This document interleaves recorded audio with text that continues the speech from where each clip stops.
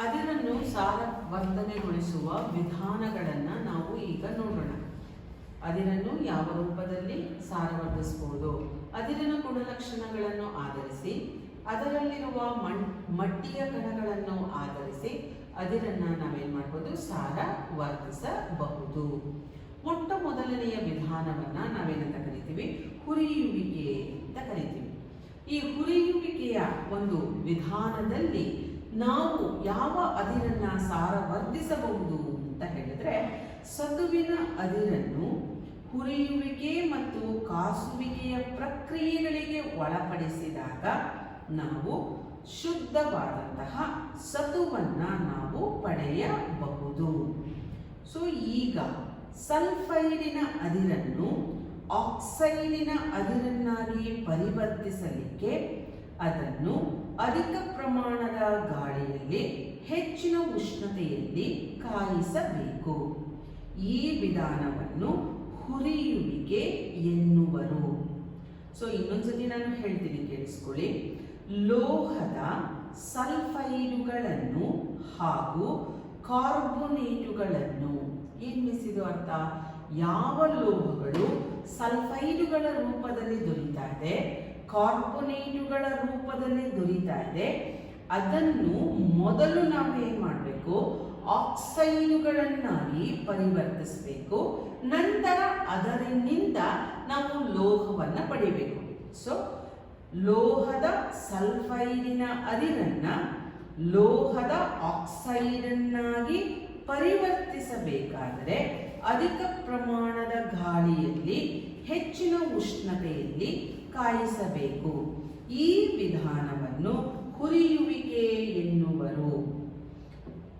ಈ ಅದಿರನ್ನ, ಒಂದು ಕಾರ್ಬೋನೇಟಿನ ಅದಿರನ್ನ ಆಕ್ಸೈಡ್ ಆಗಿ ಪರಿವರ್ತಿಸಬೇಕಾದರೆ ಕಡಿಮೆ ಗಾಳಿಯಲ್ಲಿ ಹೆಚ್ಚಿನ ಉಷ್ಣತೆಯಲ್ಲಿ ಕಾಯಿಸಬೇಕು. ಈ ವಿಧಾನವನ್ನು ಕಾಸುವಿಕೆ ಎನ್ನುವರು. ಇನ್ನೊಂದ್ಸತಿ ಹೇಳ್ತೀನಿ ನೋಡಿ ನಾನು. ಲೋಹದ ಸಲ್ಫೈಡ್ ಹಾಗೂ ಕಾರ್ಬೋನೇಟುಗಳನ್ನು ಲೋಹೀಯ ಆಕ್ಸೈಡುಗಳನ್ನಾಗಿ ಪರಿವರ್ತಿಸಬೇಕು. ಸಲ್ಫೈಡ್ ಅದನ್ನು ಆಕ್ಸೈಡ್ ಅನ್ನಾಗಿ ಪರಿವರ್ತಿಸಲು ಅಧಿಕ ಪ್ರಮಾಣದ ಗಾಳಿಯನ್ನು ಹೆಚ್ಚಿನ ಉಷ್ಣತೆಯಲ್ಲಿ ಕಾಸಬೇಕು. ಈ ವಿಧಾನವನ್ನು ಹುರಿಯುವಿಕೆ ಎನ್ನುವರು. ಕಾರ್ಬೋನೇಟ್ ಅದನ್ನು ಆಕ್ಸೈಡ್ ಆಗಿ ಪರಿವರ್ತಿಸಬೇಕಾದರೆ ಕಡಿಮೆ ಗಾಳಿಯಲ್ಲಿ ಹೆಚ್ಚಿನ ಉಷ್ಣತೆಯಲ್ಲಿ ಕಾಯಿಸಬೇಕು. ಈ ವಿಧಾನವನ್ನು ಕಾಸುವಿಕೆ ಎನ್ನುವರು.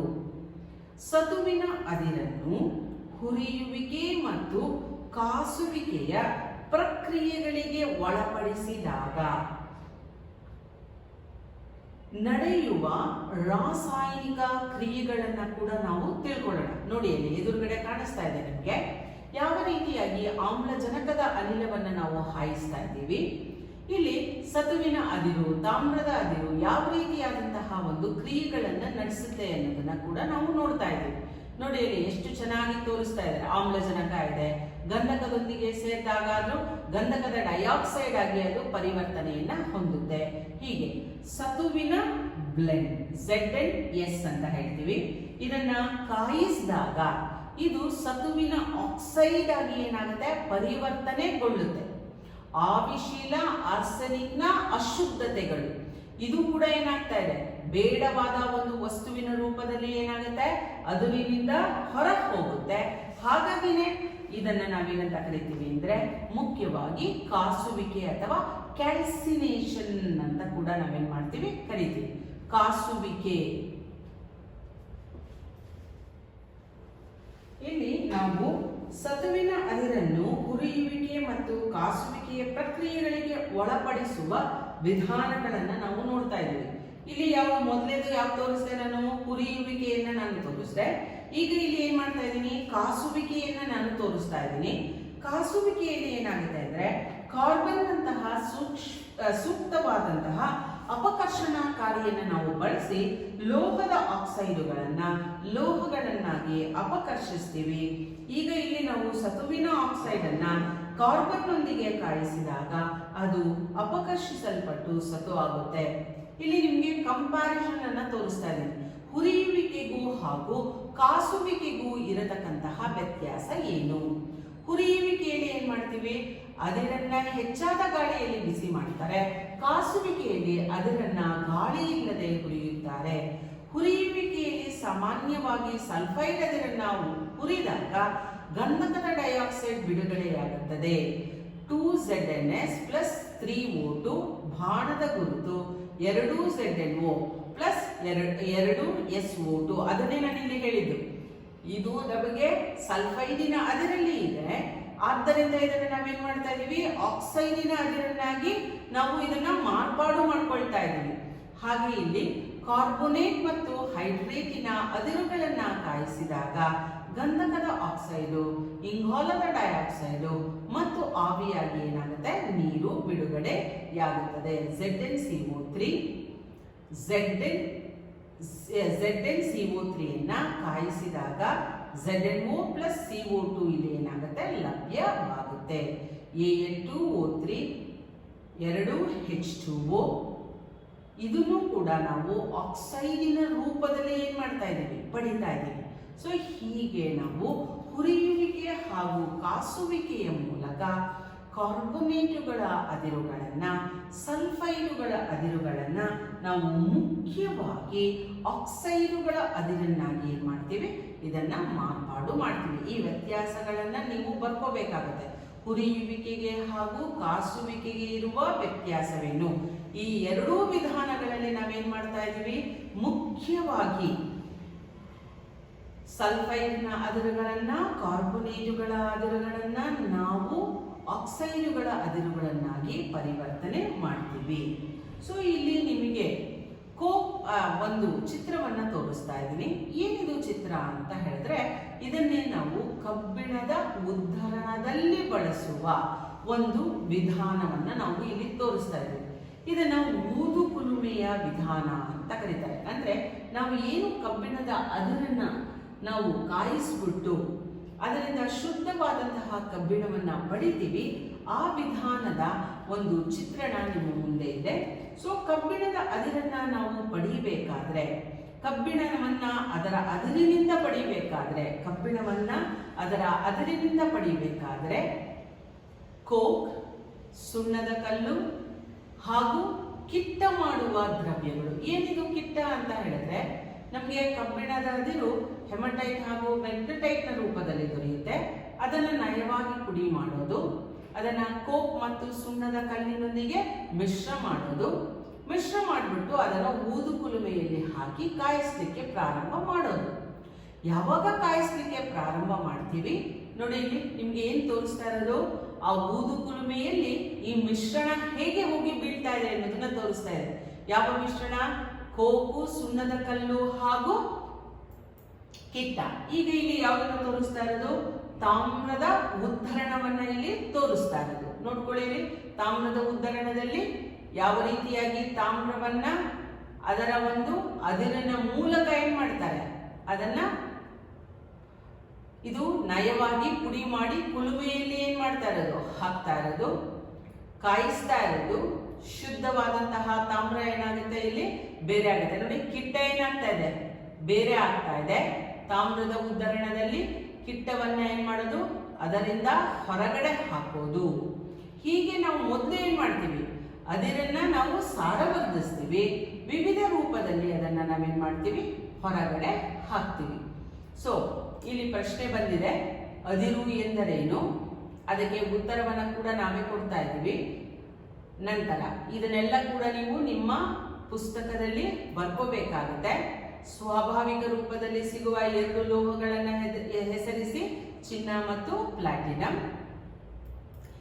ನಂತರ ದೊರೆಯುವ ಲೋಹಗಳನ್ನು ಕೂಡ ಸಂಯುಕ್ತದಲ್ಲೂ ದೊರೆಯುತ್ತೆ ಮತ್ತೆ ಸ್ವಾಭಾವಿಕ ರೂಪದಲ್ಲೂ ದೊರೆಯುತ್ತೆ. ಮೂರ್ಖರ ಚಿನ್ನ ಎಂದರೇನು? ಅಲ್ಯೂಮಿನಿಯಂನ ಅದಿರನ್ನ ಹೆಸರಿಸಿ. ಕಬ್ಬಿಣದ ಎರಡು ಅದಿರುಗಳನ್ನ ಹೆಸರಿಸಿ. ಚಾಲ್ಕೋಪೈರೈಟ್ಸ್ನ ರಾಸಾಯನಿಕ ಸಂಯೋಜನೆಯನ್ನ ಹೆಸರಿಸಿ. ಕ್ರೋಮೈಟು. ನಂತರ ಹುರಿಯುವಿಕೆ ಮತ್ತು ಕಾಸುವಿಕೆಗೆ ಇರುವ ವ್ಯತ್ಯಾಸವೇನು? ಇಲ್ಲಿ ಕೂಡ ಕೊಡ್ತಾ ಇದ್ದೀವಿ. ಪ್ರಾಚೀನ ಭಾರತೀಯ ಲೋಹೋದ್ಧರಣದ ಸಂಗ್ರಹಿಸಿ, ಅಂದ್ರೆ ನಿಮಗೆ ಕೊಟ್ಟಿರತಕ್ಕಂತಹ ಮುಖ್ಯವಾದಂತಹ ಒಂದು ಹೋಮ್ವರ್ಕ್ ಇದು.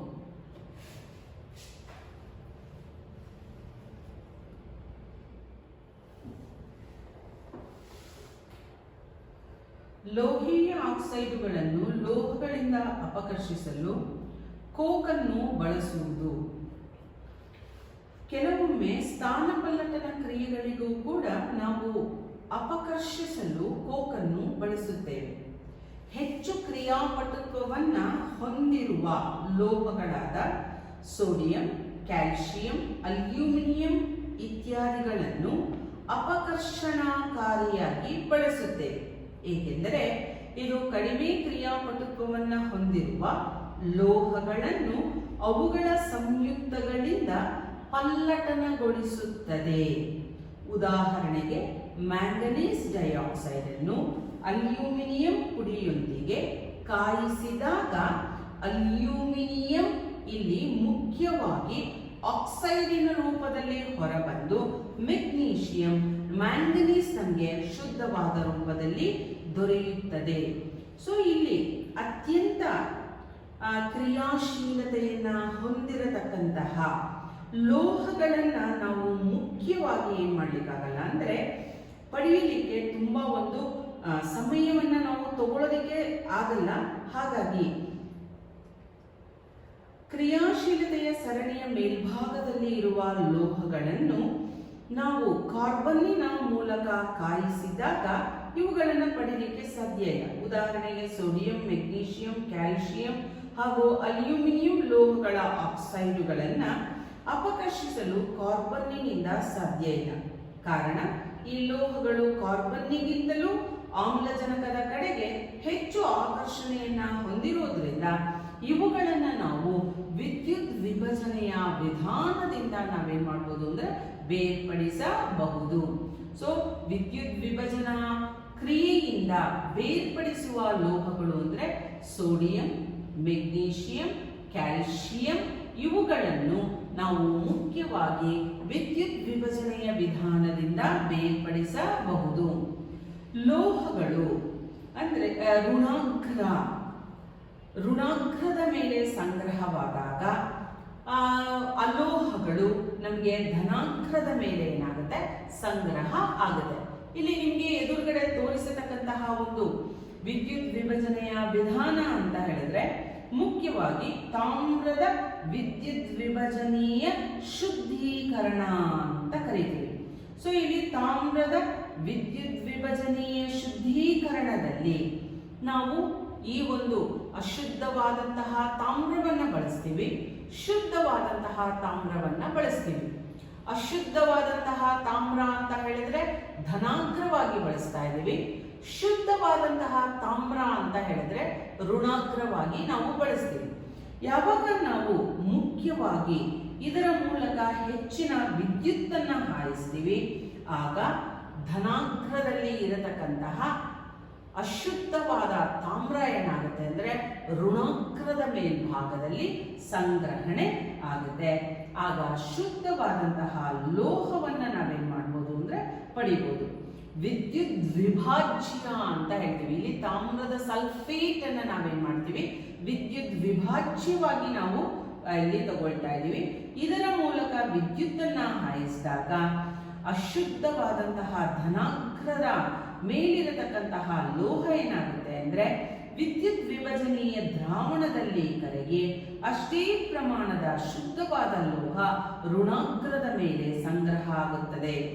ಕರಗಿರತಕ್ಕಂತಹ ಕಶ್ಮಲಗಳು ದ್ರಾವಣಕ್ಕೆ ಸೇರ್ಕೊಂಡು ಧನಾಗ್ರದ ಕೆಳಭಾಗದಲ್ಲಿ ಸಂಗ್ರಹವಾಗುತ್ತೆ. ಇದನ್ನೇ ನಾವೆಂತ ಕರಿತೀವಿ ಅಂದ್ರೆ ಮಡ್ಡಿ ಅಂತ ಕರಿತೀವಿ. ಹೀಗೆ ವಿದ್ಯುತ್ ವಿಭಜನೀಯ ವಿಧಾನದ ಮೂಲಕ ನಾವೇನ್ ಮಾಡ್ಬೋದು ಅಂದ್ರೆ ತಾಮ್ರ, ಸತು, ತವರ, ನಿಕ್ಕಲ್ಲು, ಚಿನ್ನ, ಬೆಳ್ಳಿ ಇತ್ಯಾದಿ ಲೋಹಗಳನ್ನು ಕೂಡ ಶುದ್ಧೀಕರಿಸಬಹುದು. ಇದನ್ನೇ ನಾವೆಂತ ಕರಿತೀವಿ ಅಂದ್ರೆ ವಿದ್ಯುತ್ ವಿಭಜನೀಯ ವಿಧಾನದ ಮೂಲಕ ಇದನ್ನ ನಾವು ಶುದ್ಧೀಕರಿಸುವ ವಿಧಾನ ಅಂತ ಕರಿತೀವಿ. ಸೊ ಮಕ್ಕಳ, ಇವಾಗ ಲೋಹಗಳ ಮತ್ತೊಂದು ಗುಣವನ್ನ ನಾವು ತಿಳ್ಕೊಳ್ತಾ ಇದ್ದೀವಿ. ಅದನ್ನೇ ನಾವೆಂತ ಕರಿತೀವಿ ನಶಿಸುವಿಕೆ ಅಂತ ಹೇಳ್ತೀವಿ. ಕೆಲವೊಂದು ಬಾರಿ ಇವಾಗ ನಾನು ನಿಮ್ಮ ಮುಂದೆ ತೋರಿಸಿದ್ದೀನಿ ಲೋಹ ಇದು ಚಿನ್ನದ ಒಂದು ಸರ ಮುರಿದು ಹೋಗಿದೆ ಅಂತ ಹೇಳ್ತೀವಿ, ಕೆಲವೊಂದು ಕಡೆ ಸವೆದಿದೆ ಅಂತ ಹೇಳ್ತೀವಿ. ಸೊ ಸವಿಯೋದಿಕ್ಕೆ ಕಾರಣ ಏನು, ಮುರಿದು ಹೋಗೋದಿಕ್ಕೆ ಕಾರಣ ಏನು? ಕಬ್ಬಿಣದ ವಸ್ತುಗಳನ್ನ ಹೊರಗಡೆ ಇಟ್ಟಿರ್ತೀವಿ, ಅದು ಕೆಂಪು ಬಣ್ಣಕ್ಕೆ ಏನಾಗಿರುತ್ತೆ, ತಿರುಗಿರುತ್ತೆ. ಅದನ್ನು ನಾವೆಂತ ಕರಿತೀವಿ, ತುಕ್ಕು ಹಿಡಿಯುವಿಕೆ ಅಂತ ಕರಿತೀವಿ. ಸೊ ಈಗ ಏನನ್ನ ತೋರಿಸ್ತಾ ಇದೀವಿ, ಅಲಂಕಾರಿಕ ಚಿನ್ನವನ್ನ ಮಾಡ್ಲಿಕ್ಕೆ ಏನ್ ಮಾಡ್ತಾ ಇದೀವಿ, ಚಿನ್ನವನ್ನ ಕಾಯಿಸ್ತಾ ಇದೀವಿ. ಅದನ್ನ ತೆಳುವಾದ ಹಾಳೆಯನ್ನಾಗಿ ಮಾಡ್ತಾ ಇದೀವಿ.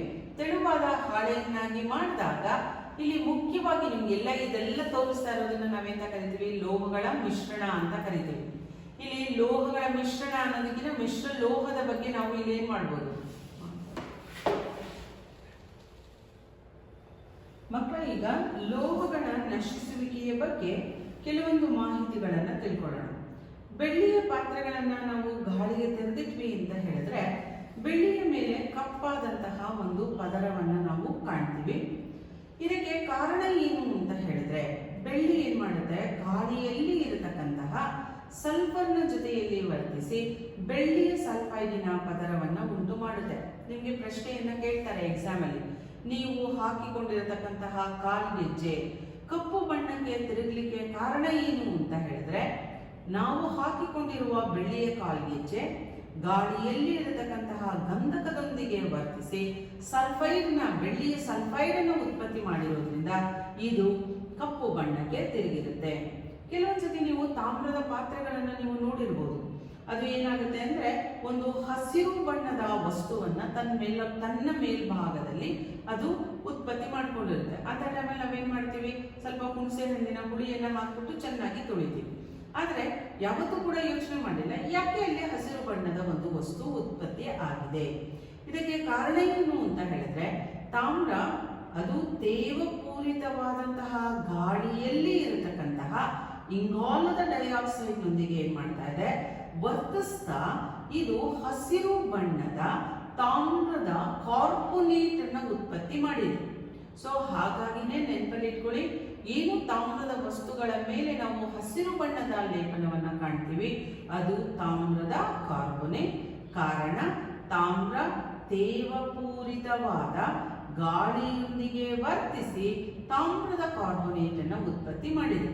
ಇದು ನಮಗೆ ಸಾಮಾನ್ಯವಾಗಿ ಗೊತ್ತಿರತಕ್ಕಂತಹ ಮತ್ತೊಂದು ನಶಿಸುವಿಕೆಯ ಒಂದು ಉದಾಹರಣೆ ಅಂತ ಹೇಳಿದ್ರೆ ಕಬ್ಬಿಣ ತುಕ್ಕು ಹಿಡಿಯುವುದು. ಸೊ ಕಬ್ಬಿಣ ಕೂಡ ತುಕ್ಕು ಹಿಡಿಯುತ್ತೆ ಅಂತ ಹೇಳಿದ್ರೆ ಅದು ತೇವಪೂರಿತವಾದಂತಹ ಗಾಳಿಯೊಂದಿಗೆ ಆಮ್ಲಜನಕದೊಂದಿಗೆ ಏನ್ ಮಾಡುತ್ತೆ, ವರ್ತಿಸಿ ಕಂದು ಬಣ್ಣದ ಚಕ್ಕೆಯನ್ನ ಉತ್ಪತ್ತಿ ಮಾಡುತ್ತೆ. ಅದನ್ನೇ ನಾವು ತುಕ್ಕು ಅಂತ ಕರಿತೀವಿ, ಅಥವಾ ಕಬ್ಬಿಣದ ಆಕ್ಸೈಡ್ ಅಂತ ಕರಿತೀವಿ, ಅಥವಾ ಫೆರಿಕ್ ಆಕ್ಸೈಡ್ ಅಂತ ಕರಿತೀವಿ. ಹಾಗಾದ್ರೆ ಈ ನಶಿಸುವಿಕೆಯನ್ನ ತಡೆಗಟ್ಟಲಿಕ್ಕೆ ಏನ್ ಮಾಡ್ಬೋದು, ಯಾವ ಲೋಹ ಹೀಗೆ ಗಾಳಿಯೊಂದಿಗೆ ವರ್ತಿಸಿ ವಿವಿಧ ರೀತಿಯಾದ ಸಂಯುಕ್ತಗಳನ್ನು ಉತ್ಪತ್ತಿ ಮಾಡುತ್ತೆ ಅಂತ ಗೊತ್ತಾಗುತ್ತೋ ಅಂತಹ ವಸ್ತುಗಳ ಮೇಲೆ, ಲೋಹಗಳ ಮೇಲೆ ಬಣ್ಣವನ್ನ ಹಚ್ಚುವುದು, ಎಣ್ಣೆಯನ್ನ ಸವರುವುದು, ಗ್ರೀಸನ್ನ ನಾವು ಸವರುವುದು ಮಾಡಿದಾಗ, ಅಥವಾ ಮತ್ತೊಂದು ಲೋಹವನ್ನ ಅದರ ಮೇಲೆ ಲೇಪನವನ್ನ ಮಾಡಿದಾಗ, ಅಥವಾ ತುಕ್ಕು ಹಿಡಿಯುವ ಲೋಹಗಳಿಗೆ ಮತ್ತೊಂದು ಲೋಹವನ್ನ ಮಿಶ್ರ ಮಾಡಿ ಮಿಶ್ರ ಲೋಹಗಳನ್ನ ತಯಾರು ಮಾಡಿದಾಗ ಈ ನಶಿಸುವಿಕೆಯ ಕ್ರಿಯೆಯನ್ನ ನಾವು ಮುಖ್ಯವಾಗಿ ನಾವೇನ್ ಮಾಡಬಹುದು ಅಂದ್ರೆ ತಡೆಗಟ್ಟುವ ಒಂದು ಪದ್ಧತಿಯನ್ನ ನಾವು ಅಳವಡಿಸಿಕೊಳ್ಳಬಹುದು.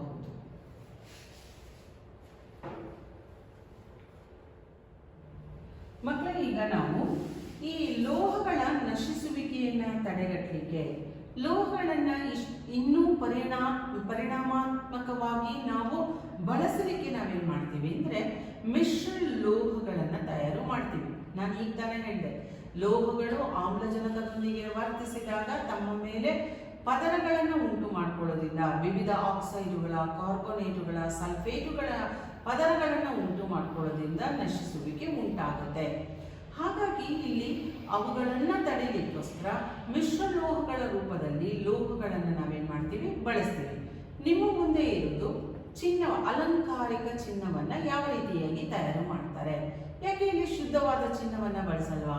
ಚಿನ್ನ ಒಂದು ಮೃದುವಾದ ಲೋಹ, ಅದನ್ನ ನಾವು ತನ್ಯ ಮತ್ತು ಕುಟ್ಯ ರೂಪಕ್ಕೆ ಮಾರ್ಪಾಡು ಮಾಡಲಿಕ್ಕೆ ಕಷ್ಟ ಆಗೋದ್ರಿಂದ ಶುದ್ಧವಾದಂತಹ ಚಿನ್ನದ ಜೊತೆಯಲ್ಲಿ ನಾವೇನ್ ಮಾಡ್ತೀವಿ ಅಂದ್ರೆ ಶೇಕಡ 3ರಷ್ಟು ಪ್ರಮಾಣದಲ್ಲಿ ತಾಮ್ರವನ್ನು ನಾವು ಸೇರಿಸಿದಾಗ ಚಿನ್ನ ಏನಾಗುತ್ತೆ, ಗಟ್ಟಿಯಾಗುತ್ತೆ. ಆಗ ಅದನ್ನ ಯಾವ ರೂಪಕ್ಕೂ ಕೂಡ ನಾವು ಅದನ್ನ ಮಾರ್ಪಾಡು ಮಾಡಬಹುದು. ಹಾಗಾಗಿ ಮತ್ತೊಂದು ಇಲ್ಲಿ ತೋರಿಸ್ತಾ ಇರೋದು ಯಾವುದು, ಕಬ್ಬಿಣ ಏನಾಗ್ತಾ ಇದೆ, ತುಕ್ಕು ಹಿಡಿತಾ ಇದೆ. ತುಕ್ಕು ಹಿಡಿಯದಂತೆ ಮಾಡಲಿಕ್ಕೆ ಕೂಡ ಕಬ್ಬಿಣದೊಂದಿಗೆ ವಿವಿಧ ಲೋಹಗಳನ್ನು ಸೇರಿಸ್ತಾರೆ, ಅದರ ಮೇಲೆ ಲೇಪನವನ್ನ ಮಾಡ್ತಾರೆ. ಅದರ ಮೇಲೆ ಮುಖ್ಯವಾಗಿ ಇಲ್ಲಿ ನೋಡಿ ನಿಕ್ಕಲ್ ಅನ್ನ ಏನ್ ಮಾಡ್ತಾ ಇರೋದು, ಕಬ್ಬಿಣದ ಮೇಲೆ ಲೇಪನವನ್ನ ಮಾಡಿದಾಗ ಆ ಕಬ್ಬಿಣ ಏನಾಗಲ್ಲ, ತುಕ್ಕು ಹಿಡಿಯಲ್ಲ. ಅದರ ಬದಲಾಗಿ ಏನ್ ಮಾಡ್ತಾರೆ, ಕಬ್ಬಿಣವನ್ನ ವಿವಿಧ ಲೋಹಗಳ ಜೊತೆಯಲ್ಲಿ ಮಿಶ್ರ ಮಾಡಿದಾಗ ಆ ಲೋಹಗಳ ಮಿಶ್ರಣವನ್ನ ಏನಂತ ಕರೀತಾರೆ, ಮಿಶ್ರ ಲೋಹಗಳು ಅಂತ ಕರೀತೀವಿ. ಲೋಹ ಪ್ಲಸ್ ಮತ್ತೊಂದು ಲೋಹ, ಲೋಹ ಮತ್ತು ಅಲೋಹ, ಇವುಗಳ ಮೂಲಕ ಅದನ್ನ ನಾವೇನ್ ಮಾಡ್ತಾ ಇದೀವಿ, ಮುಖ್ಯವಾಗಿ ವಿವಿಧ ಒಂದು ವಸ್ತುಗಳನ್ನ ನಾವು ತಯಾರು ಮಾಡ್ತಾ ಇದ್ದೀವಿ. ಅದನ್ನೇ ನಾವೇಂತ ಕರಿತೀವಿ, ಮಿಶ್ರ ಲೋಹ. ಈಗ ಇಲ್ಲಿ ಇರೋದು ಸ್ಟೇನ್ಲೆಸ್ ಸ್ಟೀಲ್ ಅನ್ನ ಏನ್ ಮಾಡೋದು, ಯಾವ ರೀತಿಯಾಗಿ ತಯಾರು ಮಾಡೋದು, ಕಾರ್ಬನ್ ಮತ್ತು ಸಿಲಿಕಾನ್ ಇದನ್ನ ನಾವು ತಯಾರು ಮಾಡಿದಾಗ ನೋಡಿ, ಇಲ್ಲಿ ಇನ್ನೊಂದು ಸತಿ ಹೇಳ್ತೀನಿ ನೋಡಿ, ಇಲ್ಲಿ ಕಬ್ಬಿಣ ತುಕ್ಕು ಹಿಡಿಯೋದನ್ನ ನೀವು ನೋಡಿದ್ರೆ, ನಿಕ್ಕಲ್ ಲೇಪಿತ ಕಬ್ಬಿಣವನ್ನ ನೋಡ್ತಾ ಇದ್ದೀರಾ. ಇದಲ್ಲದಿರ ಕೂಡ ನಾವು ಮುಖ್ಯವಾಗಿ ಮತ್ತೊಂದು ಇದು ಮಿಶ್ರ ಲೋಹದ ಬಗ್ಗೆ ಮಾತಾಡ್ತಾ ಇದ್ದೀವಿ. ಕಬ್ಬಿಣ ಇದೆ, ಕ್ರೋಮಿಯಂ ಇದೆ, ಕಾರ್ಬನ್ ಇದೆ, ಮತ್ತೆ ನಿಕ್ಕಲ್ ಇದೆ. ಇವುಗಳಿಂದ ತಯಾರಾದ ಮಿಶ್ರ ಲೋಹವನ್ನು ನಾವು ಸ್ಟೇನ್ಲೆಸ್ ಸ್ಟೀಲ್ ಅಂತ ಕರಿತೀವಿ. ಸೊ ಇದು ಎಷ್ಟು ದಿವಸ ಇಟ್ಟರು ಕೂಡ ಏನಾಗಲ್ಲ, ತುಕ್ಕು ಹಿಡಿಯಲ್ಲ, ಹೊಳಪು ಮಾಸಲ್ಲ. ಹೀಗೆ ನಾವು ಅನೇಕ ರೀತಿಯಾದಂತಹ ಒಂದು ಲೋಹ ಮತ್ತೆ ಅಲೋಹಗಳಿಂದ ಮಿಶ್ರ ಲೋಹಗಳನ್ನ ತಯಾರು ಮಾಡಿ ವ್ಯಾಪಕವಾಗಿ ಇವತ್ತು ಕೈಗಾರಿಕಾ ಉದ್ಯಮದಲ್ಲಿ ನಾವು ಏನ್ ಮಾಡ್ತಾ ಇದ್ದೀವಿ, ಬಳಸ್ತಾ ಇದ್ದೀವಿ. ನೋಡಿ, carbon plus silicon stainless steel, ನಂತರ ಹಿತ್ತಾಳೆ ಅಂತ ಏನ್ ಹೇಳ್ತೀವಿ, ಕಂಚು ಅಂತ ಏನ್ ಹೇಳ್ತೀವಿ, ಇವೆಲ್ಲವೂ ಕೂಡ ವಿವಿಧ ರೀತಿಯಾದಂತಹ ಒಂದು ಮಿಶ್ರ ಲೋಹಗಳು. ಮಿಶ್ರ ಲೋಹಗಳು ಅಪೇಕ್ಷಿತ ಗುಣಗಳನ್ನ ಏನ್ ಮಾಡಿರುತ್ತೆ, ಹೊಂದಿರುತ್ತೆ. ಸೊ ಹಾಗಾಗಿನೇ ನಾವೇನ್ ಮಾಡ್ಬೋದು, ಎಲ್ಲ ಕಡೆಯಲ್ಲಿಯೂ ಕೂಡ ಇದನ್ನ ನಾವು ಬಳಸಬಹುದು. ನೋಡಿ, ಇಲ್ಲಿ ತೋರಿಸ್ತಾ ಇದ್ದೀವಿ ಚಿನ್ನದ ಒಡವೆ, ತಾಮ್ರವನ್ನ ನಾವು ನೋಡಿದಾಗ ಅದು ಕಠಿಣವಾಗುತ್ತೆ ಅಂತ ಹೇಳ್ತೀವಿ. ಸೊ ಹೀಗೆ ನಾವು ಮಿಶ್ರ ಲೋಹಗಳನ್ನ ವ್ಯಾಪಕವಾಗಿ ವಿವಿಧ ವಸ್ತುಗಳ ತಯಾರಿಕೆಯಲ್ಲಿ ನಾವು ಬಳಸಬಹುದು. ಈಗ ನಾವು ಮಿಶ್ರ ಲೋಹಗಳ ಬಗ್ಗೆ ತಿಳ್ಕೊಳ್ತಾ ಇದ್ದೀವಿ. ಮೊದಲನೆಯ ಮಿಶ್ರ ಲೋಹ ಅಂದ್ರೆ ಸ್ಟೇನ್ಲೆಸ್ ಸ್ಟೀಲ್ ಅಂತ ಹೇಳಿದ್ವಿ. ಇದರಲ್ಲಿ ಇರತಕ್ಕಂತಹ ಘಟಕಗಳು ಕಬ್ಬಿಣ, ಕ್ರೋಮಿಯಂ, ಕಾರ್ಬನ್, ನಿಕ್ಕಲ್ಲು. ಇವುಗಳನ್ನು ಶಸ್ತ್ರಕ್ರಿಯಾ ಉಪಕರಣಗಳು, ಪಾತ್ರೆಗಳು ಹಾಗೂ ಇನ್ನಿತರ ವಸ್ತುಗಳಲ್ಲಿ ಇದನ್ನ ತಯಾರು ಮಾಡ್ತೀವಿ. ಇದು ರಾಸಾಯನಿಕಗಳಿಂದ ಪ್ರಭಾವಿತ ಆಗಲ್ಲ. ಹಾಗಾಗಿ ನಾವು ಇದರಲ್ಲಿ ಅಡಿಗೆಯನ್ನ ನಾವು ಮಾಡಬಹುದು, ಅದರಿಂದ ಯಾವುದೇ ತೊಂದರೆ ಇಲ್ಲ. ಇನ್ವಾರ್ ಉಕ್ಕು ಅಂತ ಕರಿತೀವಿ. ಇದನ್ನು ತಯಾರು ಮಾಡಲಿಕ್ಕೆ ಕಬ್ಬಿಣ ಪ್ಲಸ್ ಕಾರ್ಬನ್ ಪ್ಲಸ್ ನಿಕ್ಕಲ್, ಹೆಚ್ಚಿನ ಪ್ರಮಾಣದಲ್ಲಿ ನಿಕ್ಕಲ್ ಅನ್ನು ನಾವು ಬಳಸ್ತೀವಿ. ಇದನ್ನು ಅಳತೆ ಪಟ್ಟಿಗಳನ್ನ ತಯಾರು ಮಾಡಲಿಕ್ಕೆ ಬಳಸ್ತೀವಿ. ಈ ಕಾರಣ ರೇಖಾ ಪ್ರಸರಣ ಗುಣಾಂಕ ಅತ್ಯಂತ ಕಡಿಮೆ ಇರೋದ್ರಿಂದ ಇದನ್ನ ಈ ರೀತಿಯಾಗಿ ನಾವು ಬಳಸ್ತೀವಿ. ಗಡಿಯಾರದ ಪೆಂಡುಲಮ್ಗಳನ್ನು ಕೂಡ ತಯಾರು ಮಾಡಲಿಕ್ಕೆ ಇನ್ವಾರ್ ಉಕ್ಕನ್ನು ನಾವು ಬಳಸ್ತೀವಿ. ನಿಕ್ಕಲ್ ಉಕ್ಕು ಅಂತ ಹೇಳ್ತೀವಿ. ಕಬ್ಬಿಣ, ಕಾರ್ಬನ್ ಹಾಗೂ ನಿಕ್ಕಲ್ ಕಡಿಮೆ ಪ್ರಮಾಣದಲ್ಲಿ ಇದ್ದಾಗ ಇನ್ವಾರ್ ಉಕ್ಕು ಅಂತ ಕರಿತೀವಿ. ಇದನ್ನ ಇನ್ವಾರ್ ಉಕ್ಕು ಅಂತ ಕರಿತೀವಿ. ಯಂತ್ರೋಪಕರಣಗಳನ್ನ ಮಾಡಲಿಕ್ಕೆ ಇದನ್ನ ಬಳಸ್ತಾರೆ. ಯಂತ್ರೋಪಕರಣಗಳನ್ನ ಮಾಡಲಿಕ್ಕೆ ಇದನ್ನ ಬಳಸ್ತೀವಿ. ನಂತರ ಹಿತ್ತಾಳೆ, ತಾಮ್ರ ಇದೆ, ಇದರಲ್ಲಿ ಹೆಚ್ಚಿನ ಪ್ರಮಾಣದಲ್ಲಿ ಸತು ಇದೆ. ಹಾಗಾಗಿ ಇದನ್ನ ಹಿತ್ತಾಳೆ, ಇದನ್ನ ವಿದ್ಯುತ್ತಿನ ಒಂದು ಸಂಪರ್ಕದ ಬಿಡಿಭಾಗಗಳಲ್ಲಿ, ಪಾತ್ರೆಗಳ ತಯಾರಿಕೆಯಲ್ಲಿ, ಅಲಂಕಾರಿಕ ವಸ್ತುಗಳ ತಯಾರಿಕೆಯಲ್ಲಿ ಇದನ್ನ ಬಳಸ್ತಾರೆ. ಹಿತ್ತಾಳೆಯ ಒಂದು ಮುಖ್ಯವಾದಂತಹ ಉಪಯೋಗಗಳು ಅಲಂಕಾರಿಕ ವಸ್ತುಗಳ ತಯಾರಿಕೆಯಲ್ಲಿ ಇದನ್ನ ಬಳಸ್ತಾರೆ. ನೆಕ್ಸ್ಟ್ ಬಂದು ಕಂಚು. ಕಂಚನ್ನ ತಯಾರು ಮಾಡಲಿಕ್ಕೆ ತಾಮ್ರ ಹಾಗೂ ಸತುವನ್ನ ನಾವು ಬಳಸ್ತಾ ಇದ್ದೀವಿ. ನಿಮಗೆ ಗೊತ್ತಿದೆ, ಕಂಚಿನಿಂದ ನಾವು ಗಂಟೆಗಳನ್ನು ತಯಾರು ಮಾಡ್ತೀವಿ. ನಂತರ ವಿಗ್ರಹಗಳನ್ನು ತಯಾರು ಮಾಡ್ತೀವಿ, ಅಂದ್ರೆ ಪ್ರತಿಮೆಗಳನ್ನು ತಯಾರು ಮಾಡ್ತೀವಿ. ಇನ್ನು ಅನೇಕ ವಿಷಯಗಳಲ್ಲಿ ಈ ಒಂದು ಕಂಚನ್ನ ಏನ್ ಮಾಡ್ತೀವಿ, ವಸ್ತುಗಳನ್ನು ತಯಾರು ಮಾಡಲಿಕ್ಕೆ ಬಳಸ್ತೀವಿ. ಸೊ ಈಗ ನಾನು ನಿಮಗೆ ತೋರಿಸಿದಲ್ಲ, ಪದಕಗಳ ಒಂದು ತಯಾರಿಕೆಯಲ್ಲಿ ಕೂಡ ನಾವು ಮಿಶ್ರ ಲೋಹಗಳನ್ನು ನಾವು ಏನ್ ಮಾಡ್ತೀವಿ, ಬಳಸ್ತೀವಿ. ಹೀಗೆ ನಾವು ಒಂದು ಲೋಹ ಅದು ತನ್ನ ಒಂದು ಗುಣಗಳಿಂದ ಹೆಚ್ಚಿನ ಒಂದು ಅನುಪಯೋಗಕ್ಕೆ ಬರುತ್ತೆ ಅಂತ ಹೇಳಿದಾಗ ಅದನ್ನು ಮಿಶ್ರ ಲೋಹದ ರೂಪದಲ್ಲಿ ನಾವು ಬಳಸಬಹುದು. ಡ್ಯುರಾಲ್ಯೂಮಿನಿಯಂ, ಅಲ್ಯೂಮಿನಿಯಂ ಪ್ಲಸ್ ತಾಮ್ರ ಪ್ಲಸ್ ಇಲ್ಲಿ ಮುಖ್ಯವಾಗಿ ಬಳಸತಕ್ಕಂತಹ ಮತ್ತೊಂದು ವಸ್ತು ಅಂದರೆ ಮೆಗ್ನೀಷಿಯಂ ಹಾಗೂ ಮ್ಯಾಂಗನೀಸ್ ಅನ್ನು ಕೂಡ ನಾವು ಬಳಸ್ತೀವಿ. ವಿಮಾನದ ಕವಚಗಳಲ್ಲಿ, ರೈಲು ಡಬ್ಬಿಯ ಕೋಚ್ಗಳಲ್ಲಿ, ಬಸ್ಸಿನ ಕೋಚ್ಗಳಲ್ಲಿ ಇದನ್ನು ನಾವು ಮುಖ್ಯವಾಗಿ ಬಳಸ್ತೀವಿ. ಹೀಗೆ ನಾವು ಲೋಹಗಳನ್ನು ಮಿಶ್ರ ಲೋಹಗಳ ರೂಪದಲ್ಲಿಯೂ ಕೂಡ ವ್ಯಾಪಕವಾಗಿ ನಾವು ಬಳಸ್ತೀವಿ.